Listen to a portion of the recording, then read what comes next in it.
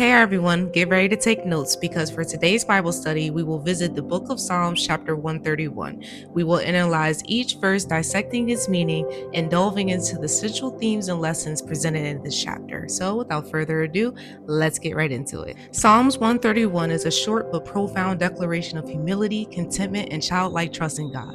In this song of ascents, King David shares his personal journey of quieting his soul and letting go of ambition, concluding with an exhortation for all of Israel to hope in the Lord. Now, here are the meanings of each verse. Verse 1, a rejection of pride and ambition.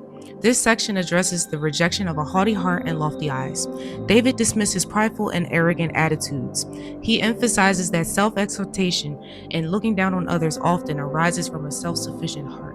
David recognizes his limited nature by choosing not to concern himself with great matters or things too wonderful.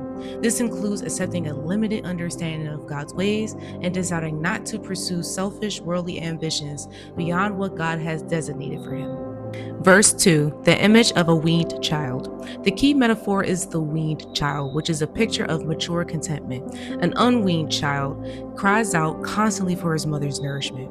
A weaned child rests calmly and peacefully in his mother's arms, no longer depending on immediate satisfaction from the breast, but content with the comfort of her presence. This image illustrates a deep spiritual peace that comes from depending on God for who he is, not just for what he provides. David's soul is no longer restless, agitated, and demanding like an unweaned child. It is tranquil and satisfied, having learned to trust in God alone. Verse 3, an encouragement to all of God's people. This verse is an invitation to the community, having demonstrated a personal experience of humility and rest. David invites the entire nation of Israel to find the same contentment. He encourages them to place their hope in enduring and confident trust in God. The instruction to hope in the Lord from this time forth and forevermore extends to Psalms meaning beyond David's specific situation. It is a universal and timeless call for believers to rely on God's unchanging faithfulness. One key theme in this psalm is humility. The psalm begins with a conscious rejection of pride, which David learned to overcome through trials.